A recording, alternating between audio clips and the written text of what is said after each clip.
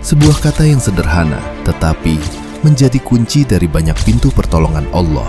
Karena sesungguhnya, seperti yang Allah sampaikan dalam Al-Quran, sesungguhnya Allah bersama orang-orang yang sabar. Dan ketika Allah sudah bersama kita, apalagi yang kita takutkan? Hari ini, kita akan mendengarkan sebuah kisah yang begitu menyentuh. Kisah tentang sabar. Assalamualaikum warahmatullahi wabarakatuh. Sahabat Narasi Hati Muslim, bagaimana kabar hati hari ini?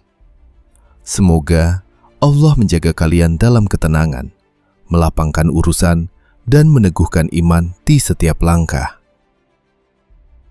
Sebuah kata yang sederhana, tetapi menjadi kunci dari banyak pintu pertolongan Allah. Karena sesungguhnya, seperti yang Allah sampaikan dalam Al-Quran, sesungguhnya Allah bersama orang-orang yang sabar. Dan ketika Allah sudah bersama kita, apalagi yang kita takutkan?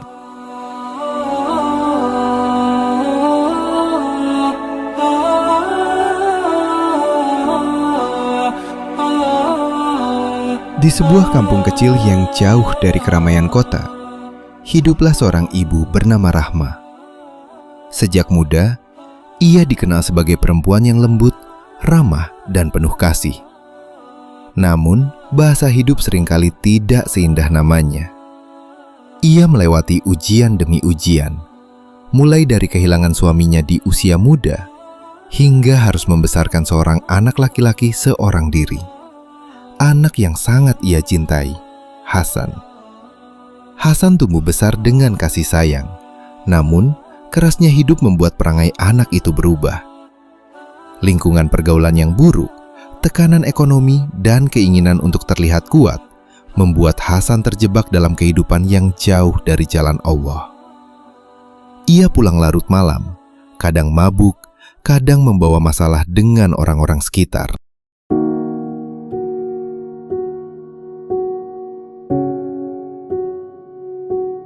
Rahma hanya bisa menangis setiap malam. Namun, satu hal yang tidak pernah ia tinggalkan, doa.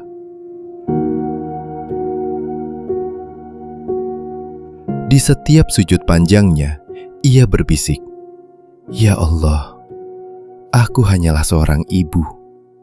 Aku tidak mampu menjaga anakku tanpa pertolongan-Mu. Lembutkan hatinya ya Rob.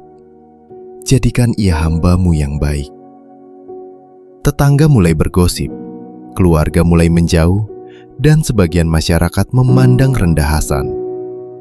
Namun Rahma tidak pernah mengeluh. Ketika seorang tetangga berkata, "Bu Rahma, anakmu itu tidak akan berubah. Sudahlah, terimalah kenyataan."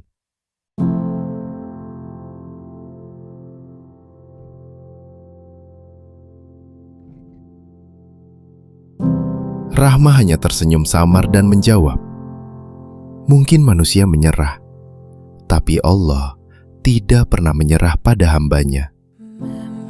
Hidup terus berjalan. Tahun demi tahun, doa Rahma tetap sama.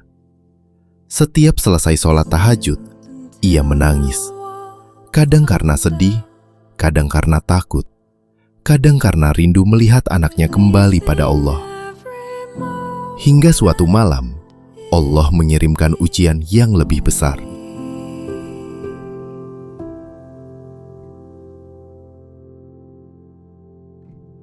Hasan terlibat dalam sebuah kecelakaan, bukan karena ia mabuk, bukan karena ia mencari masalah, tetapi karena ia sedang membantu temannya yang butuh tumpangan pulang.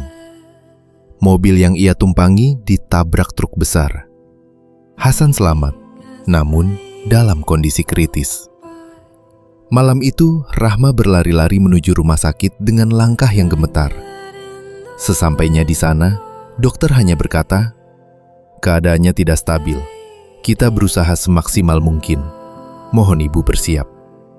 Rahma terjatuh terduduk, menangis sejadi-jadinya.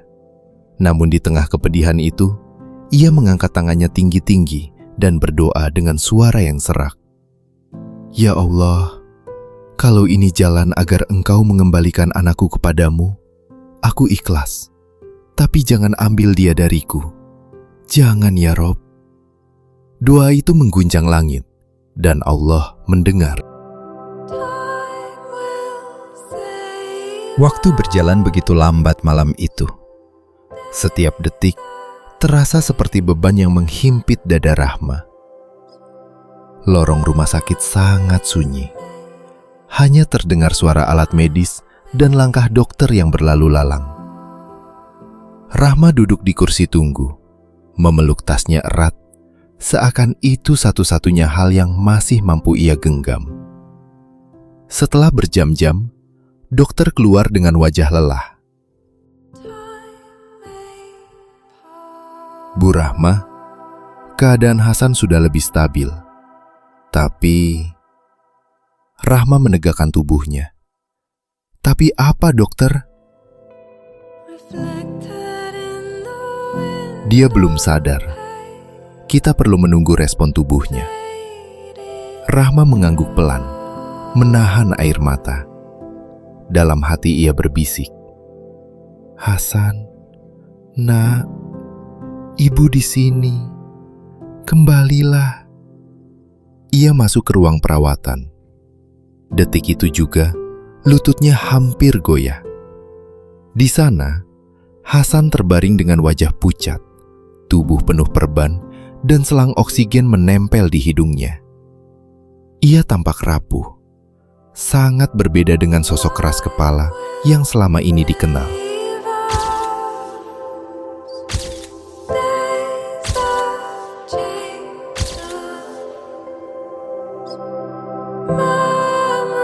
Rahma duduk di sampingnya, menggenggam tangan anak itu erat-erat. Hasan, ibu gak pernah marah sama kamu, nak. Kamu pulang saja. Ibu cuma ingin lihat kamu sholat lagi, dengar kamu baca Al-Fatihah lagi. Air matanya jatuh satu persatu, membasahi tangan Hasan. 3 hari berlalu, Hasan belum sadar. Rahma tidak pernah pulang. Ia tidur di kursi, berdoa setiap kali bangun, membaca Yasin di sisi tempat tidur setiap malam. Para perawat mulai kagum pada keteguhan hatinya. Salah satu dari mereka berkata, "Bu, ibu kuat sekali. Jarang sekali kami melihat keluarga yang sabar seperti ini." Rahma tersenyum samar. Kekuatan itu bukan dari saya, nak, tapi dari Allah. Setiap hari, ia merawat Hasan seperti merawat bayi kecilnya dulu. Menyeka wajahnya, merapikan rambutnya, membacakan ayat-ayat Al-Quran dengan suara bergetar, tetapi penuh kelembutan. Sampai akhirnya, pada malam keempat, saat Rahma membaca surah Ar-Rahman dengan suara perlahan, jari tangan Hasan bergerak pelan. Rahma mengangkat wajahnya, matanya melebar. "Hasan, nak, kamu dengar ibu?" Tidak ada jawaban, tapi jari itu bergerak lagi. Rahma langsung memencet tombol panggil untuk memanggil suster. Dokter datang, memeriksa pupil mata Hasan, detak jantungnya, dan berkata sambil tersenyum, "Ini perkembangan bagus, Bu. Insya Allah, ia akan sadar." Dan benar, pagi hari, ketika cahaya matahari menerobos jendela kecil rumah sakit, Hasan akhirnya membuka matanya. Ia melihat langit-langit, bingung. Lalu perlahan, pandangannya turun dan menemukan wajah ibunya. Lelah, sembab, tapi tersenyum hangat.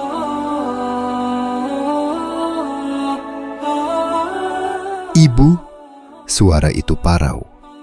Rahma menangis, memeluknya pelan. "Alhamdulillah, alhamdulillah. Nak, kamu sadar." Hasan menatap ibunya lama. Ada sesuatu yang berbeda di matanya, seperti seseorang yang baru saja kembali dari kegelapan yang panjang. "Ibu, aku mimpi. Aku Aku seperti di tempat gelap. Lalu aku dengar suara ibu baca Quran. Suara itu narik aku keluar dari gelap itu. Rahma menggenggam wajahnya. Itu bukan suara ibu, Nak. Itu rahmat Allah. Allah masih sayang sama kamu. Hasan menutup wajahnya dengan tangan yang masih lemah. Air matanya tumpah. Ibu, aku banyak salah. Aku jahat sama ibu. Aku tinggalkan Allah. Rahma menaruh jari di bibirnya. Sudah, Nak. Jangan ingat yang buruk. Lihatlah, Allah masih bukakan pintu. Hasan menangis lebih keras. Tangis penyesalan. Tangis hidayah. Dalam hati Rahma berkata, inilah buah dari sabar. Sabar yang tidak pernah sia-sia di sisi Allah. Setelah sadar dari koma, Hasan menjalani masa pemulihan yang panjang. Tidak mudah, badannya masih lemah. Beberapa tulangnya belum pulih, dan rasa sakit masih sering datang tanpa permisi. Tapi, ada satu hal yang berubah secara total. Hatinya.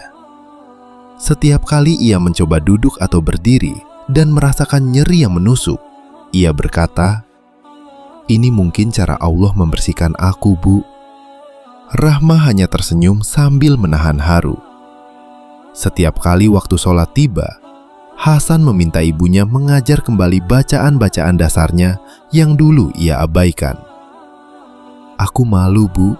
Aku lupa banyak doa. Tidak apa, Nak. Kita belajar pelan-pelan. Bahkan perawat-perawat rumah sakit kaget melihat perubahan sikap Hasan.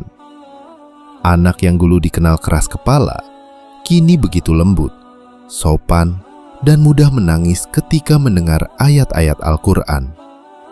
Sampai akhirnya, setelah berminggu-minggu, ia diperbolehkan pulang. Di hari pertama kembali ke rumah, Hasan meminta sesuatu yang membuat Rahma tak mampu menahan air matanya. Bu, aku ingin sholat sama ibu. Tapi, bolehkah aku jadi imam? Rahma memeluknya erat. Tentu, Nak. Itu doa yang ibu nanti bertahun-tahun.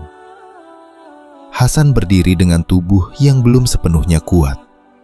Tapi ketika ia mengangkat tangan dan mengucapkan Allahu Akbar, suara itu begitu tenang, sejuk, seperti suara seseorang yang menemukan kembali Tuhannya setelah sekian lama hilang.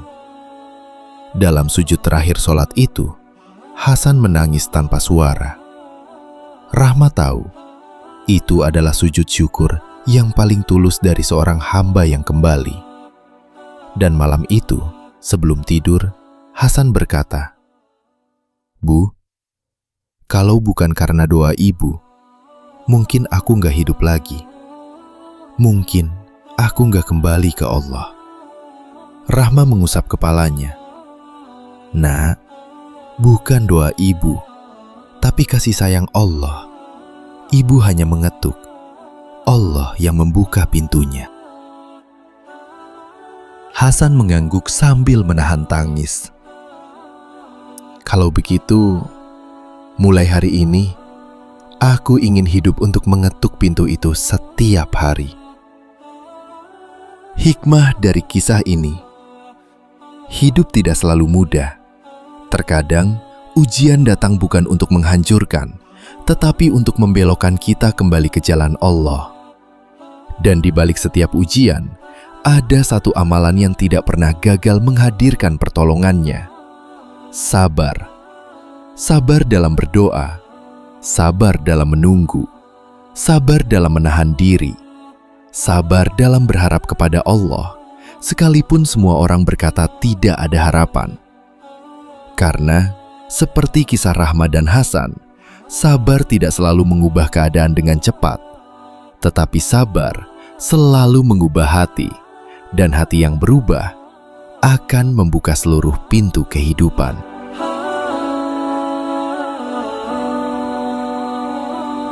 Sahabat Narasi Hati Muslim, jika engkau sedang diuji hari ini, baik itu keluarga, kesehatan, rezeki, atau hati, ingatlah bahwa Allah tidak meninggalkanmu. Ujian bukan hukuman. Ujian adalah tanda bahwa Allah masih memperhatikanmu, masih menyiapkan sesuatu untukmu. Teruslah bersabar, teruslah berdoa, teruslah berjalan menujunya, meski langkahmu tertatih. Karena Allah tidak pernah mengecewakan hamba yang tetap bertahan. Terima kasih telah mendengarkan kisah ini. Semoga kisah ini memberi cahaya, ketenangan, dan kekuatan untuk hari-hari kalian. Jangan lupa like, share, dan subscribe jika kalian merasa mendapatkan manfaat dari kisah ini. Sampai jumpa di kisah berikutnya. Wassalamualaikum warahmatullahi wabarakatuh.